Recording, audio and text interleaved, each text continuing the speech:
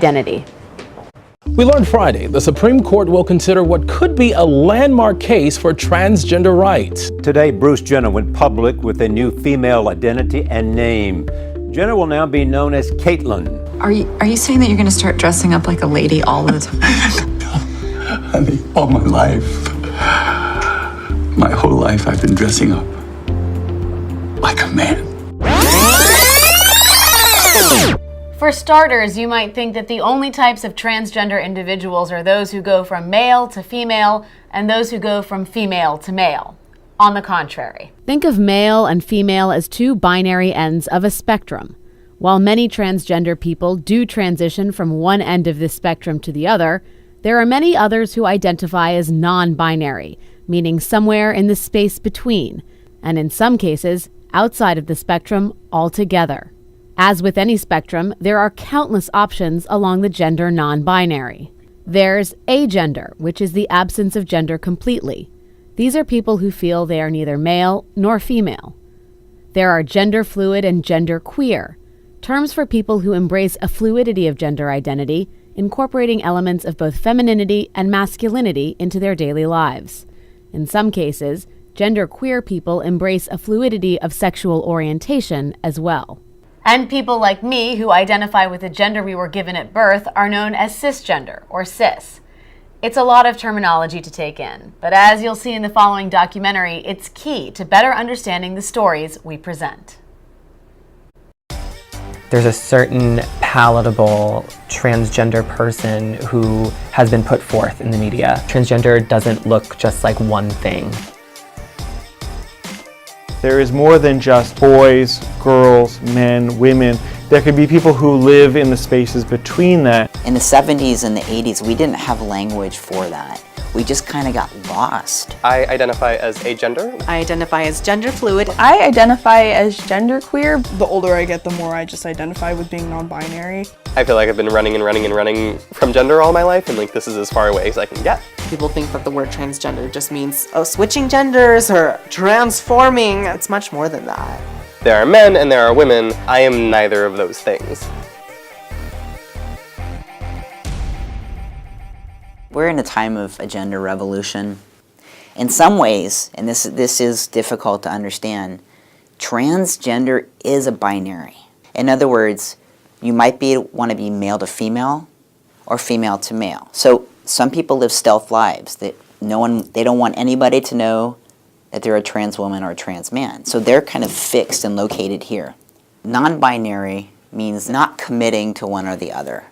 Not committing to male, not committing to female, but some type of transgression of the two.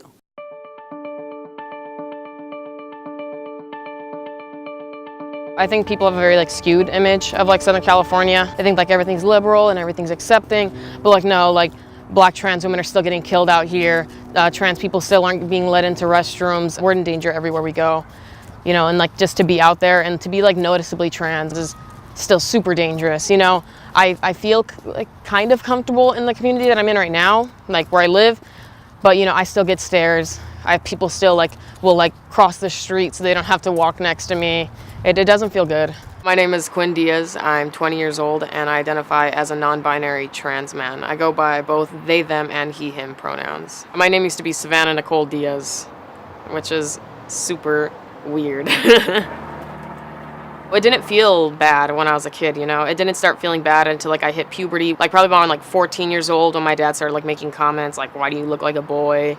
Once I graduated high school, I decided to tell my dad. He was very accepting at the first part, and then about a week later, I don't know, he snapped and he kicked me out of the house because he didn't want a trans person around my little sister. He thought that I was influencing her to be gay or be trans. I don't know. He just assumes that if I'm not wearing pink and playing with dolls or something, that I'm gonna transform somebody else into doing the same thing. But it's two cisgendered straight people raised me.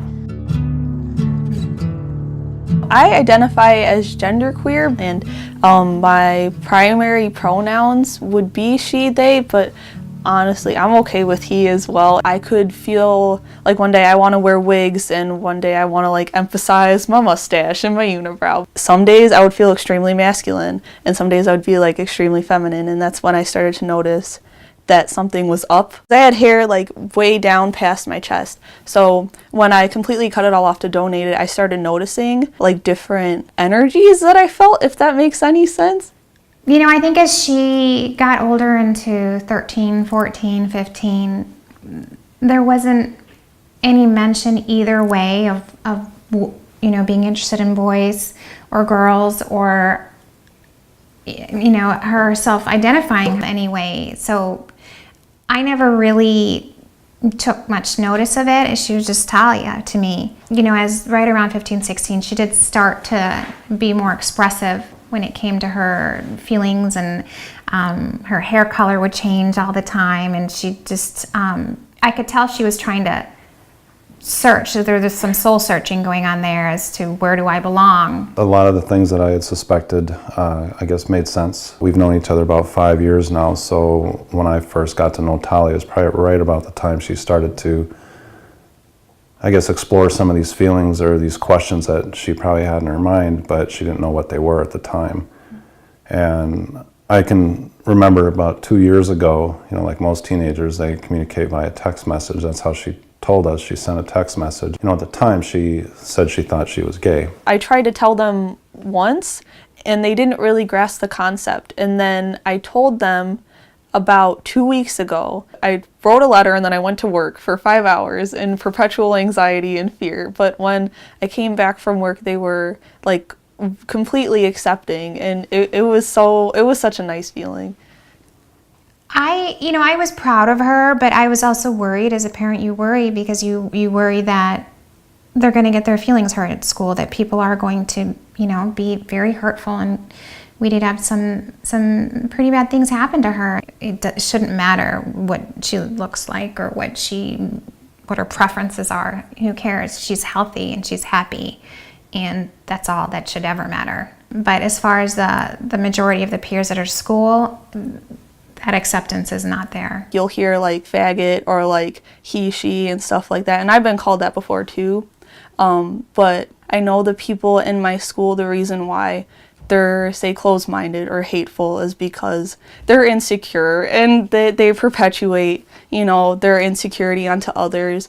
Like, I think the easiest and laziest insult somebody could have is to bring somebody down for who they are, because anybody could do that. It's not like intelligent, it's an easy thing to do. So that's where it all comes from. So knowing that, once I realized that, it like didn't bother me anymore. It takes tremendous courage to be that person, because you're going to incur stares, you're going to incur bullying and harassment, you may face discrimination at school, in the workplace, even access to social spaces. Walking down the street, heads are going to turn because people can't identify you. And that's very scary and threatening to what we might call gender-typical people.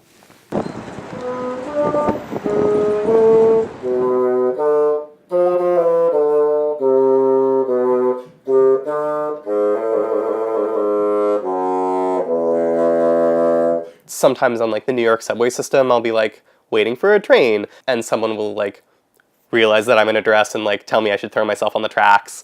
Happens like once every other month or so-ish. I think a lot of the mental health issues that I have are related to growing up under transphobia, and it's hard to separate out like how much of my depression and anxiety are just things I would have anyway, and how much of those are like learned reactions to being trans. I think a lot of people, like, what they're attracted to, like, has a lot to do with, like, what images get held up as beautiful in our culture, which means that a lot of people, I think, conceptually don't know that we're out there, and when they hear about us, they're like, okay, that's weird. But that does mean that, like, the dating pool is very small. In a lot of dating circles, there are sort of, like, default assumed things, or, like, it's assumed that, like, oh, if we go to bed together, we'll do X, Y, and Z, and I'm like, you should not make those assumptions, friend. I have a lot of dysphoria when it comes to genitals a lot of the time, and I especially, like, I'm okay jerking off, but I'm not usually okay with, like, anyone else touching my penis. So, like, that's a huge thing. I think if we were living in, like, the nanotech future where like you could have any body you wanted at the drop of a hat. The ideal body for me would like have neither a penis nor a vagina and would just like be some like totally anodyne like store mannequin thing.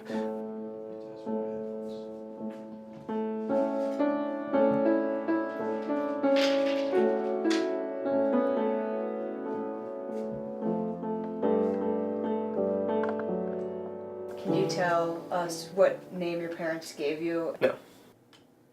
If I had one wish from a genie, it would be for any possible way of knowing that name to be obliterated from the face of the earth. Being referred to by my dead name is very upsetting because it just is associated with all of those memories of like being misgendered and like being forced to be someone who I'm not. One of the things that's often not talked about is a lot of these people are under tremendous psychological pressure from a very early age. When you're constantly being told that you're a girl and you feel like you're a boy, that is very stressful. And so this little bit of stress, constant, day in, day out, when every time a teacher calls your name and you feel like there's something wrong about that, that stress is cumulative. So many of these youth have some other mental health issues that really have nothing to do with their gender identity.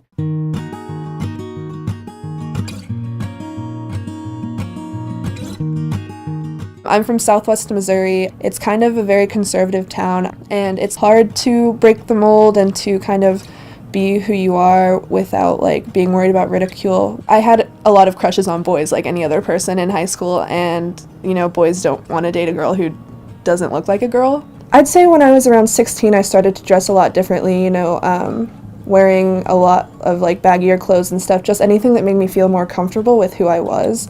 But now that I've become a lot, you know, more firm in my gender identity and who I know that I am, I can allow myself to dress however I want, whether that be in like a more masculine or feminine way, and I don't have to feel bad about like, oh well, what if people misgender me, because you know, sometimes that happens and that's okay because they're just wrong.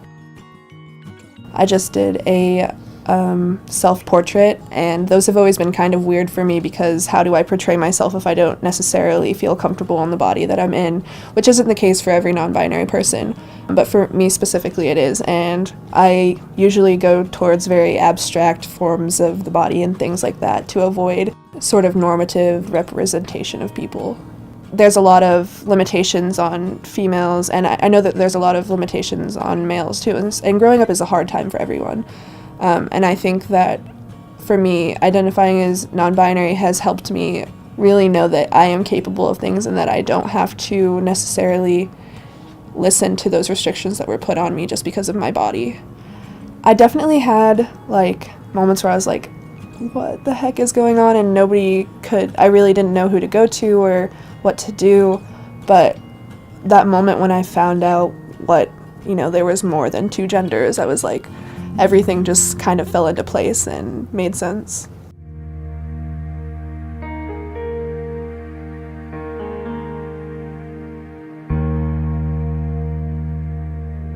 As a very young child, I came into the world not knowing how I felt about myself.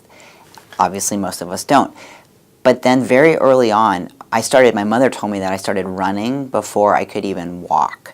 And there was this sense of, I believe, trying to escape my gender. And when we would go out as a young child and they would put me in a dress, I would literally go run out and roll in dog poop. I mean, a 4-year-old and a 3-year-old behaving that way is kind of odd back in the early 1970s. And I had no explanation for that. But I had a father that continued to socially police my gender and basically policed me back into behaving as a girl, which then created this, what I call gender confusion, this gender dysphoria. In school, there was this kind of lack of recognition about who I was. And when I went to college, I came out as a lesbian. At the time, I didn't realize, again, that I was confused about my gender, but the group of people I hung out with were going through the same thing. In our 40s, we all started coming to terms that we were trans and gender nonconforming and agender. And I think that, again, because there was no identifiers for us, we just kind of got lost. And I'm seeing a whole generation around my age now who are just coming to terms with that reality.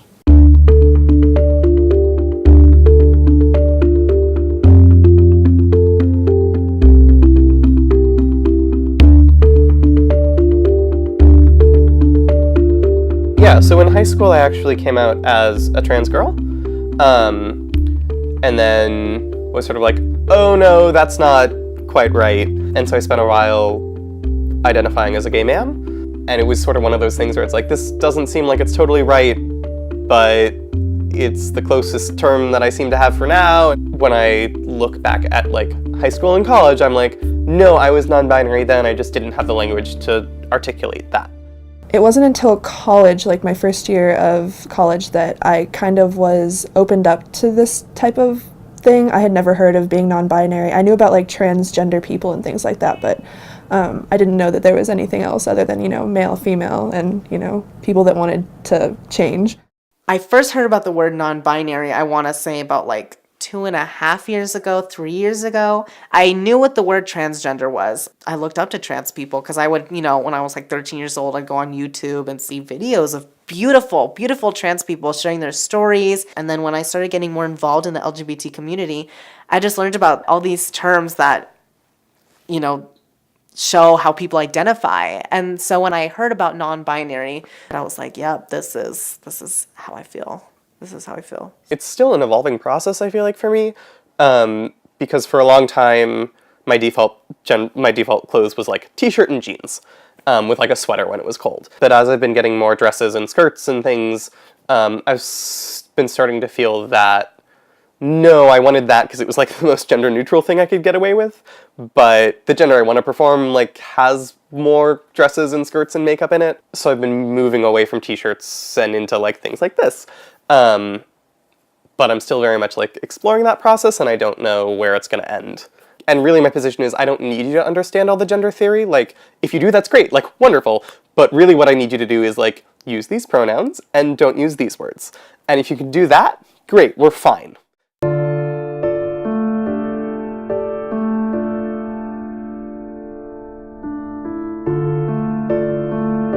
Honestly, there have been times when I was like, I don't want to do this anymore, like this is too difficult, nobody understands me, but there's always someone that will understand you. Like, you just have to wait. You can make a place for yourself. Like, you can find these other people that have the same struggles, that felt this way their whole lives too, because there are people out there like you.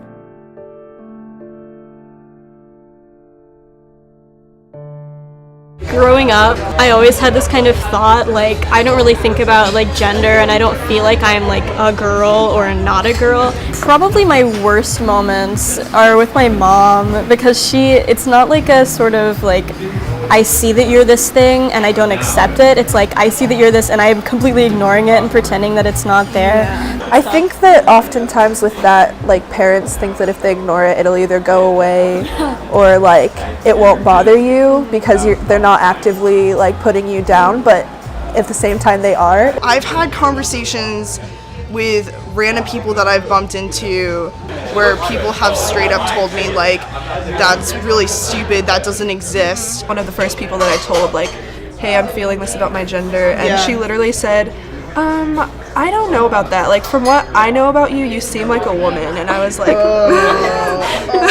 that's terrible. Oh, God. When you talk to these kids, and you talk to especially the younger kids, and they are so clear in the way that children are clear about who they are. This is something that they have noticed about themselves. This is not a choice that they've made. This is not something that they've been coached into. Just because it's unusual, the sense of being in the wrong body, sort of being transgender, it doesn't mean that it's not real.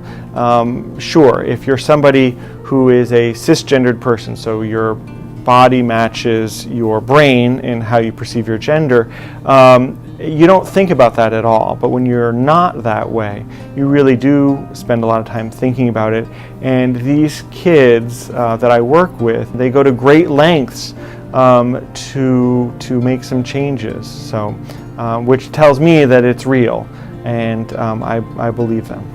There is a real community being built on YouTube for transgender and gender nonconforming people. So because there's not a wealth of information or easily accessible information for people about anything from hormone therapy to gender confirmation surgery, even to coming out for this demographic, you know, they're going to go to YouTube first, which is really cool.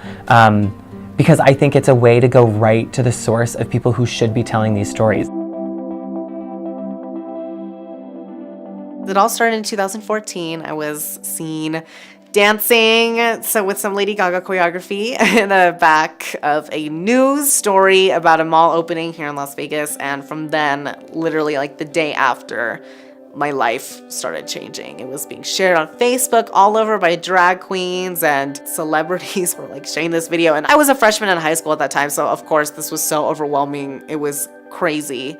And so from that, I started my YouTube channel, and I really just wanted it because I just wanted to have a platform where I could just share about my life, but also just really give a message out there to kids like me behind the screen who may not feel as openly accepted. To be a queer kid at home, whether you're gay, lesbian, bisexual, questioning, transgender, gender nonconforming, to be any of those things and to see someone succeeding and to see all of the love that comes in for those people, that is going to affirm so many people's existence, you know. And we see that these populations, especially among adolescents, are especially vulnerable to mental health issues, suicide, and so the internet in a lot of ways can be a safe haven for them because it's the only place when they get home at night, it's the only place where they feel that they can see someone who looks like them or who acts like them, and they can also see them thriving and living their best life and being fabulous, you know. So I think in a lot of ways the internet can be a really positive space. There is a ginormous network of kids on Instagram and Snapchat and Tumblr that are actually interconnecting in cyberspace for that kind of support, and on Facebook. And I think that those are spaces where they know are locked between them. The first time I heard the non-binary genderqueer vocabulary was when I was 11 and going through Tumblr, and I didn't really understand it at the time, but I knew it existed, and I think that planted the seed of it's okay to be yourself. I thought I was alone in it, but once I became more close with people over the internet who were genderqueer, and I knew that I wasn't really alone in what I was going through, and that's why I'm so grateful for the internet, because I think if I had never had that outside source of information and just human connection, I don't know where I'd be at this point. I think I've always had questions about my gender growing up. I remember being as little as 3 and just being drawn to like heels and the princess dresses, and I remember being jealous of my sister getting these princess dresses from like the store. It was more than just wearing an outfit and looking cute in it. It was almost like I belonged in that outfit rather than like boring oversized jeans that every little boy wears with a striped shirt. For some reason, I would tell people in 3rd grade that I was reincarnated from a girl. When I first heard the word reincarnation, that's when I was like, oh yeah, guys, when I was my past life, I was a supermodel. I was a woman. I didn't realize it until now that those were probably like the earliest signs of me not identifying with what I was assigned. You know, there'll be days when I get called a boy and it weirds me out for some reason. It's just this feeling in me. And then sometimes I get called a girl and I'm like, okay, I like it. And then, you know, sometimes I'm like, oh. A lot of people do like confuse gender fluid and trans woman. Like, oh, so you want to immediately start transitioning to a female. You know, I don't want to set boundaries for myself. I think that's the thing about gender fluid is it's like it literally takes out every single boundary that there is. Sometimes it's even weird because like I won't wear any makeup or anything. I'll just be barefaced. I was walking this is a true story too. I was walking to the boys' bathroom and this man stopped me. He was like, this is the men's restroom, miss. The woman's is on the other side. And I was like, oh, okay. So I went to the girls' bathroom, but I just, you know, I just feel like always, it's the proof. It's the proof that I can't conform. We switched from looking in the male department for anything and started looking for all of his clothes come from the women's department now. And it's kind of funny because now It fits better. now they share clothes. When I was little, I always wanted a sister, and now I know what it's like. It's more stressful than having a brother, I'll tell you that. Once he told the family that he was gay, he became more himself. Yes. And so that allowed him to explore other things about himself. And so I think it was shortly after that where he decided, I like makeup, I like to push the envelope with the... It's always been there, but it's just like, I feel like it gave me a little bit of a boost that I needed.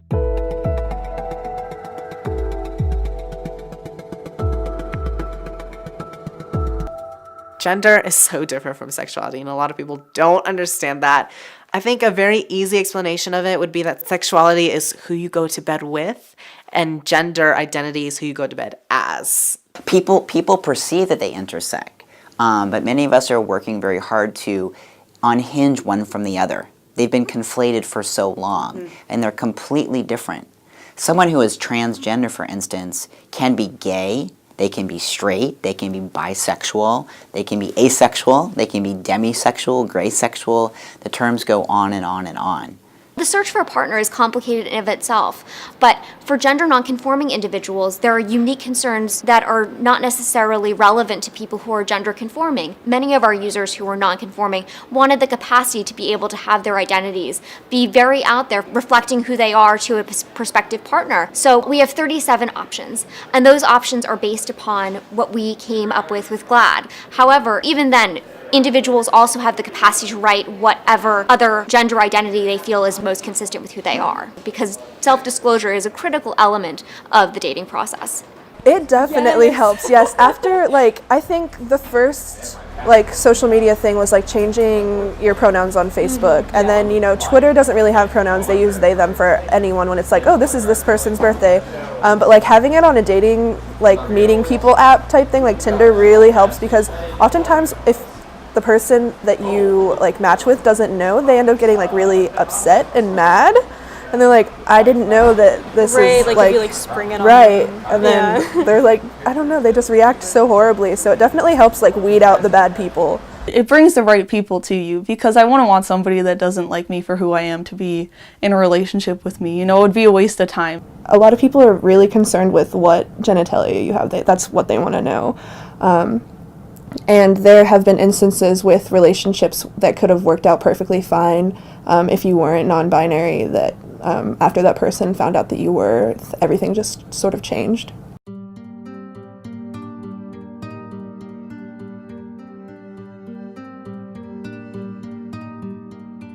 It feels like even in the trans community, there is a very binary community that's very strict, and there's still there's transphobia in the trans community, definitely. And a lot of people like to think of non-binary people as just confused and making up a new word or a new gender. And it sucks that even the trans community is still exclusive to only fitting a male and female counterparts.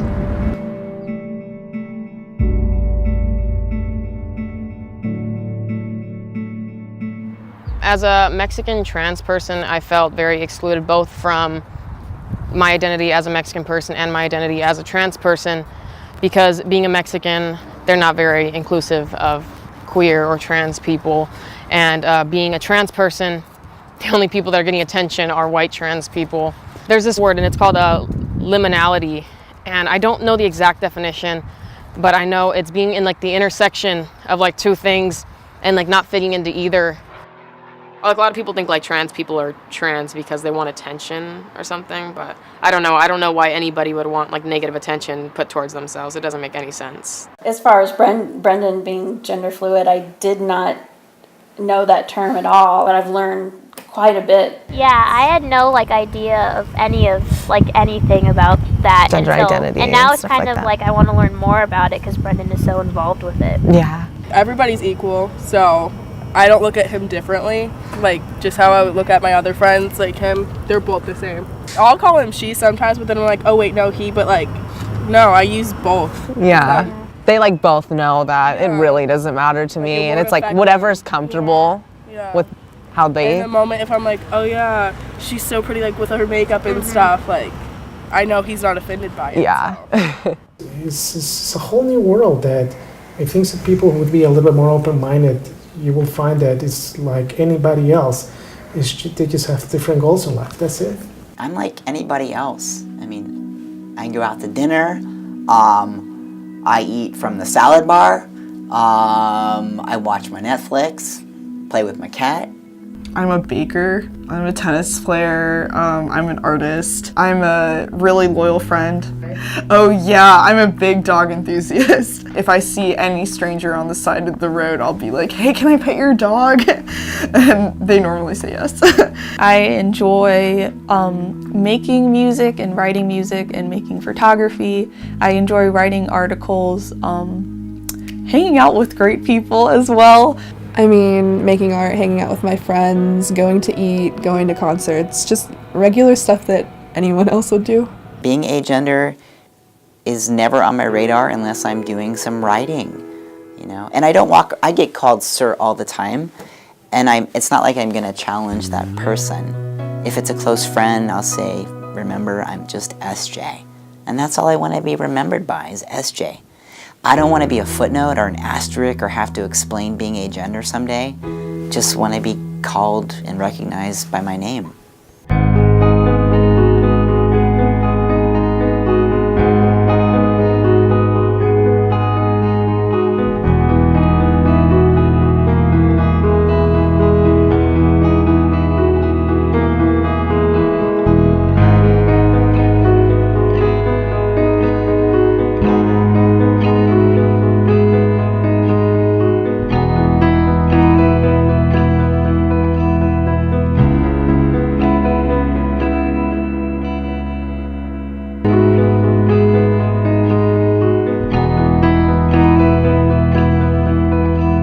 Studies have shown that it takes about 40 years post any major revolution for change to really happen. So if you look back over time, for instance, the civil rights movement. So while we've had rights that have happened on the books, it takes longer for mindsets to change, and it takes longer for acts to move into policy. We're finally seeing all of those kind of formal sumptuary laws like destroyed and blown open. So there's just been this lag time. And what's exciting about right now is that if I look at the gender warriors of this generation, in about 40 more years, I'm hoping we don't have to have this discussion. We're sure you have plenty of questions after watching that piece, and we'll answer as many as we can with our panel after a short break. You're watching CBSN Originals, Gender, the Space Between.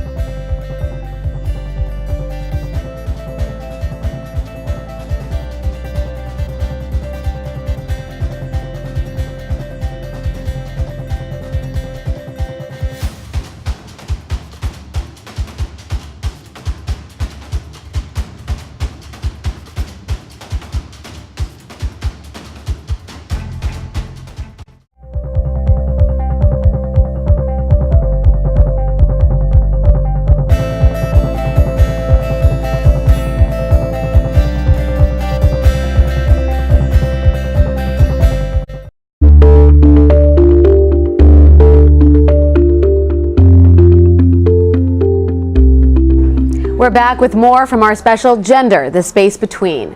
I want to continue the conversation now by turning to our panel. Dr. John Stever, here on set, oversees the transgender health program at the Mount Sinai Adolescent Health Center. Campbell University law professor Greg Wallace is in Raleigh, North Carolina. And in Washington, D.C., Peter Sprigg is Senior Fellow for Policy Studies at the Family Research Council. And Sarah Warbelow is the Legal Director for the Human Rights Campaign. Thank you all for joining us. Thank you.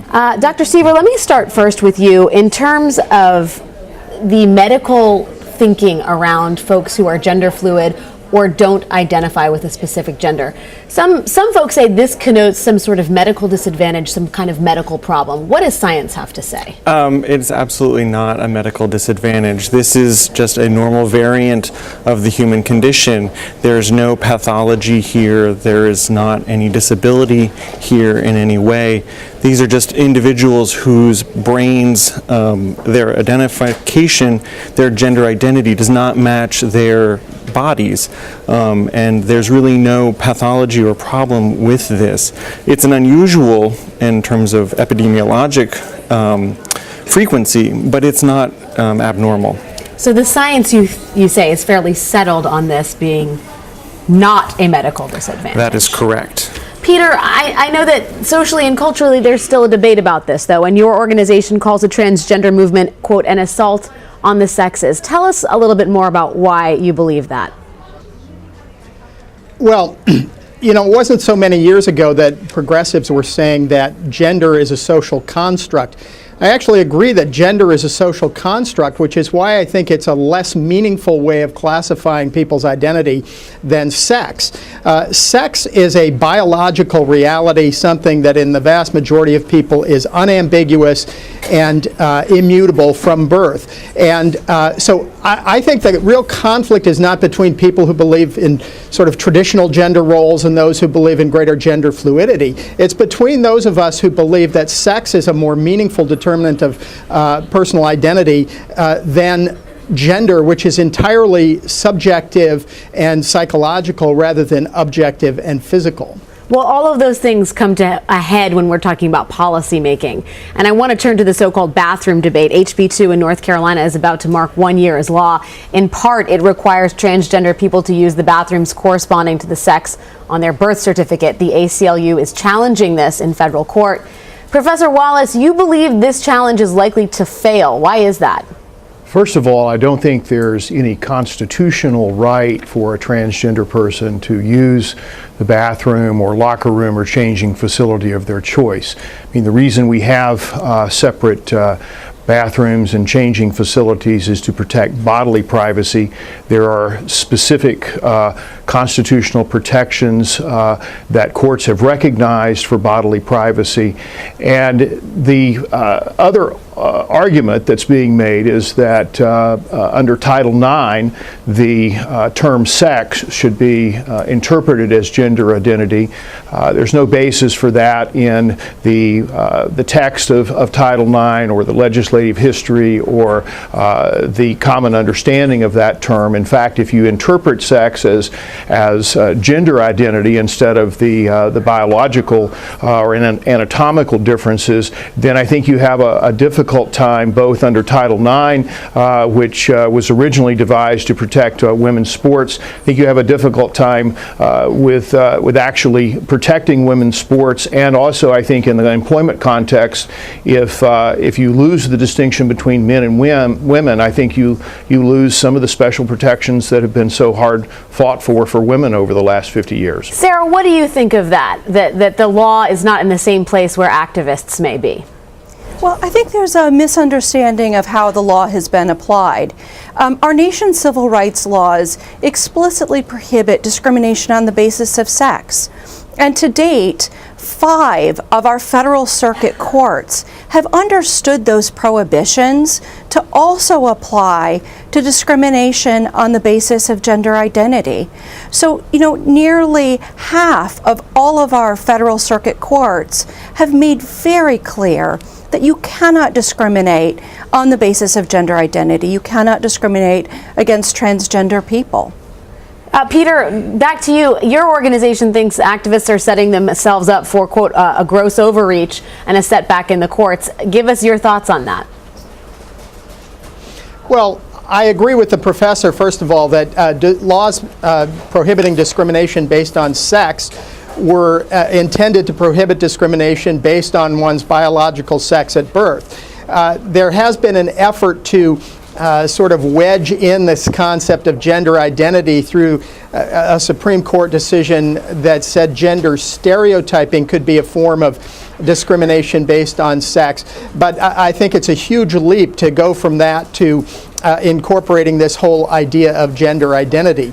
So I think there is going to be a pushback, in part because this involves places that are very public yet at the same time private. The reason why we have separate men's rooms and women's rooms, for example, or separate locker rooms and showers in our schools for the boys and the girls is not because they have different gender identities. It's because they have different bodies. And it is, as the professor said, their bodily privacy that we are interested in protecting. And that just goes out the window if you adopt the gender identity approach instead of a biological sex approach. Dr. Stever, let me go back to you from a medical standpoint. We're talking here now about gender identity and sex, and is there a difference as we're talking about human biology? I think there is a difference between gender identity and sex, especially if you look at some of the studies for children and adults who were born intersexed. We are not necessarily a binary organism. It's not all boys, all girls. There are people who are in between. If you're just looking even at their physical bodies, and then you apply that construct to gender, and you can see how there's a fluidity and a spectrum there. And to force people who have done, say, transitioning, either partially or fully, to use a space where they are definitely uncomfortable seems to be a perversion of some of these laws and rules. I want to talk a little bit about more where we are in terms of rules and laws, where society has to sort of make a decision or not, one way or the other. And first, I want to play a short remark by former Vice President Joe Biden during his acceptance speech of a humanitarian award. The former Vice President addressed transgender issues. Let's take a look. There's a change in the landscape out there, folks. So, Gov, you and I, your sister, and everyone in this room, we have a hell of a lot of work to do. There are those attempting to shift the focus. For example, instead of focusing on the fact that 40% of the homeless youth on the street are identified as lesbians, gay, bisexual, and transgender, rejected by their families out in the street. And what do we do about that? We're now focusing on whether or not a transgender child, which bathroom they can use. Sarah, that changing landscape that former Vice President Biden refers to is a not so subtle reference, of course, to the Trump administration. His remarks came after the administration withdrew Obama-era guidance for transgender students. What impact is that practically having, and how do you look at the sort of landscape politically at this moment? Yeah. Look, it's incredibly sad that the Trump administration decided to target young trans kids as one of its first actions in the new administration. But I want to be clear, that does not change the underlying law that prohibits discrimination on the basis of gender identity. In addition to Title IX, there are 14 states plus the District of Columbia that have very explicit prohibitions on discrimination based on gender identity. We need to make sure that our trans youth are being supported in their families and in their schools. You know, what we don't want to have happen is children being isolated.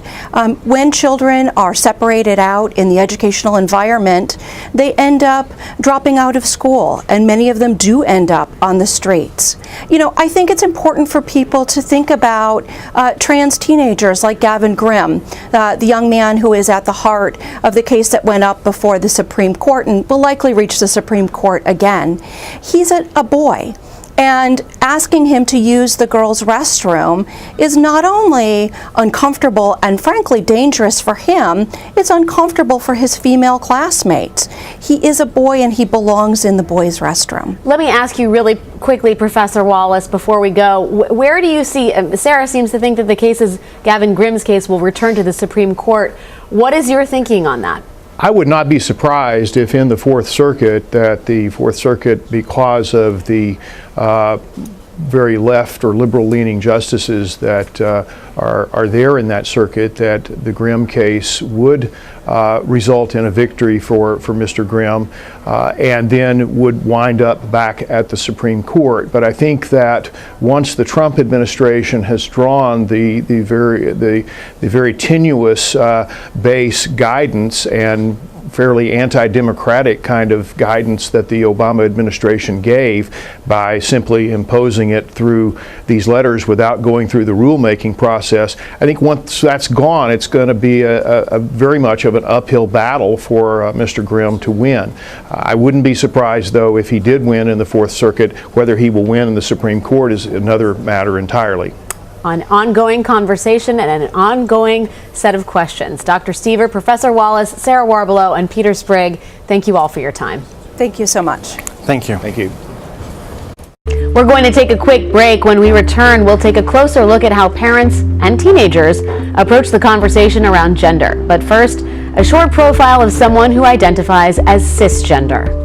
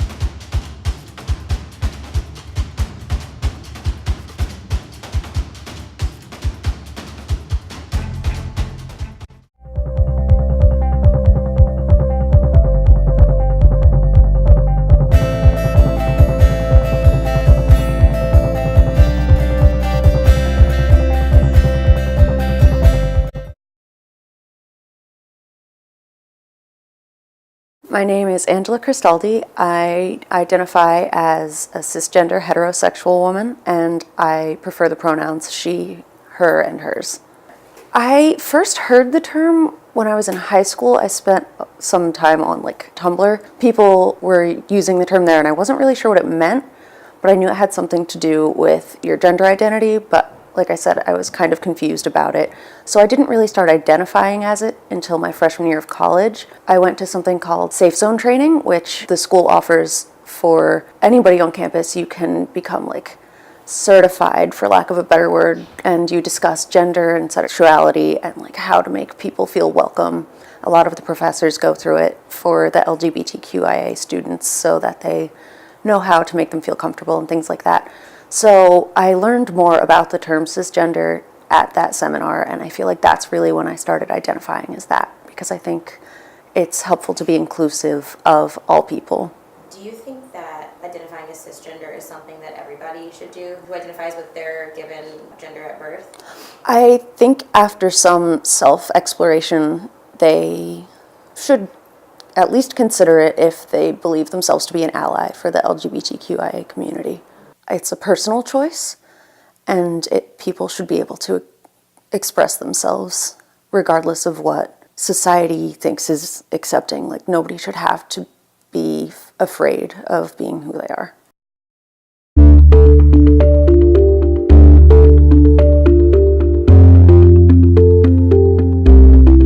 I had a best friend that I grew up with like since we were babies, and like they told me that they were asexual, and they started talking to me about like people who are agender, or people who are gender non-binary, or people who are gender fluid.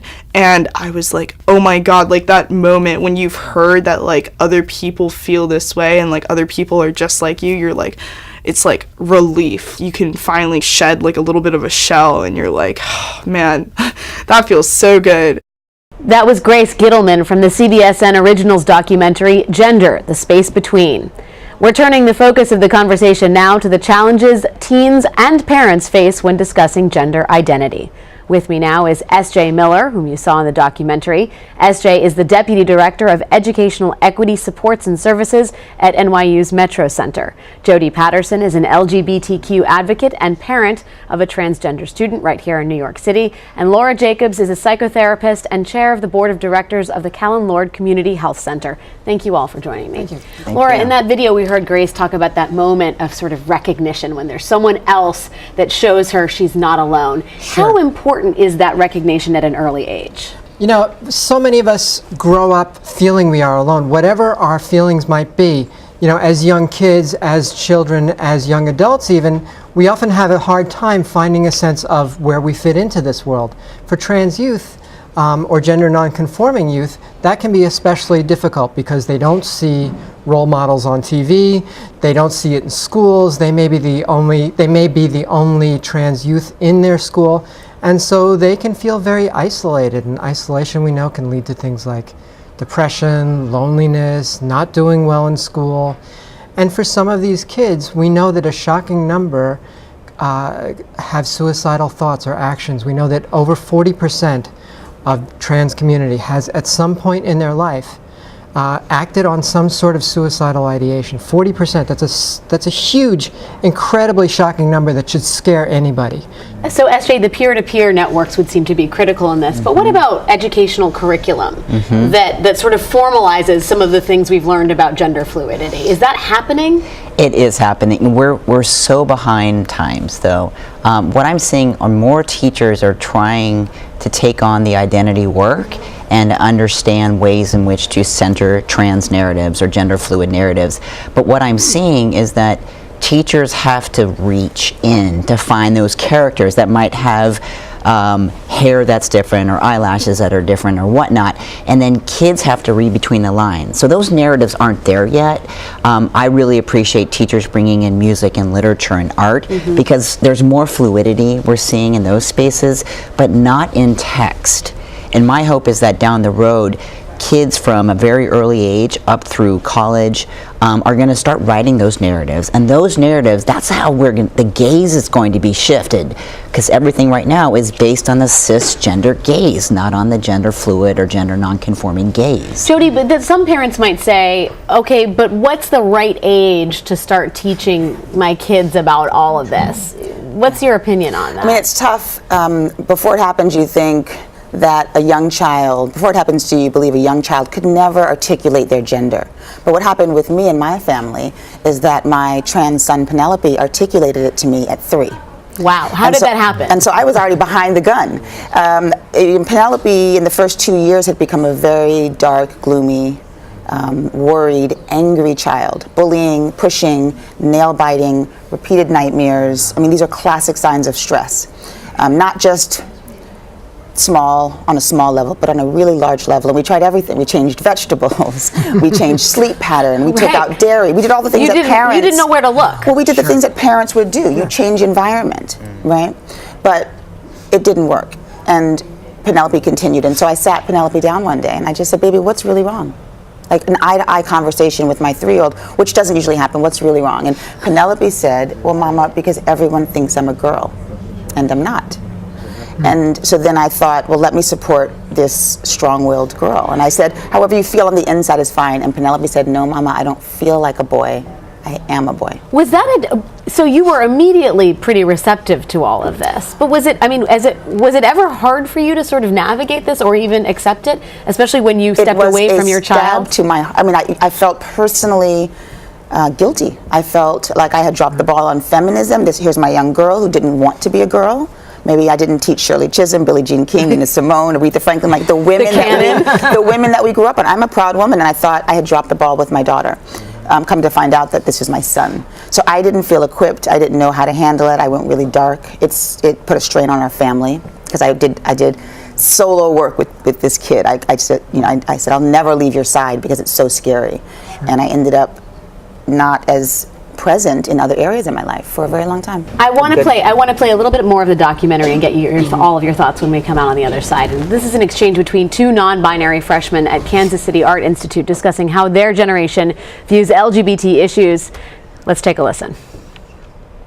I think that as a whole, our generation just really wants to do better for, the future, so.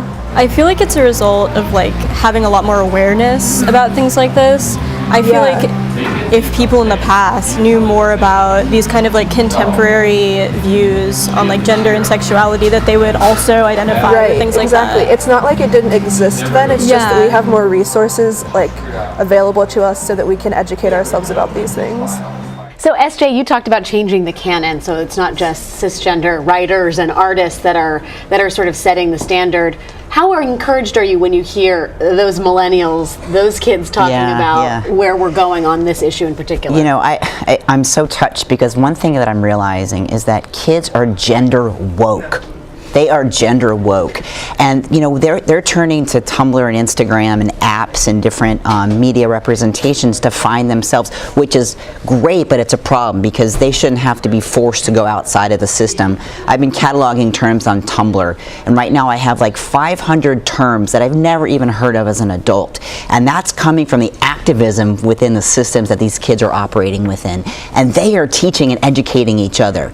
There's a Trans Student Educators Network, just like we have GLSEN, but these are kids teaching kids and kids teaching adults. They should not have to be their own advocates, right? But they're teaching us how to be advocates for them and with them, and we need to continue that trajectory. And one day those kids will be adults. That's right. So the generation changes. SJ Miller, Jody Patterson, Laura Jacobs, thank you all for your time and thoughts. Thank you. Thank you so much.